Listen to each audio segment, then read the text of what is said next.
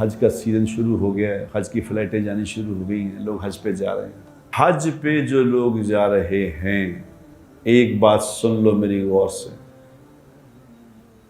ایک بات سن لو، اگر حج پہ جا رہے ہو تو پہلے نیت ٹھیک کر کے جانا، نیت ٹھیک کر کے جانا، کیونکہ حج برائے حج نہیں ہے، حج برائے حج نہیں ہے، حج برائے توبہ ہے، حج برائے تبدیلی ہے۔ حج کے لفظی معنی کیا ہیں؟ حج کے لفظی معنی کیا ہیں؟ تبدیلی۔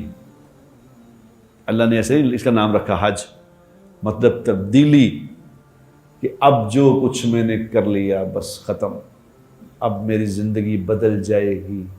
اگر یہ نیت کر کے حج پہ نہ گئے تو یہ حج برائے حج ہے، اس پہ ملے گا کچھ نہیں۔ بس ٹھیک ہے، حج فرض ادا ہو جائے گا، فرض ادا ہو جائے گا، اللہ کے ذمے سے مجرم نہیں بنو گے، لیکن حج پہ جو وعدے کیے گئے ہیں کہ پچھلے سارے گناہ معاف ہو جائیں گے، ایسے ہو جاؤ گے جیسے ابھی ماں کے پیٹ سے پیدا ہوئے۔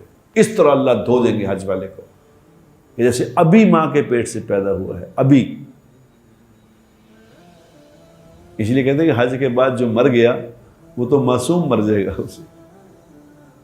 ایک ہمارا دوست رحمۃ اللہ علیہ اسی طرح انتقال ہوا تھا، حج سے واپس آ رہا تھا تو ابھی گھر نہیں آیا تھا، بس میں ہی تھا، جہاز سے اترا، بس میں بیٹھا، بس میں بیٹھ کے ایئرپورٹ پہ آ رہا تھا، ہارٹ اٹیک ہوا، انتقال کر۔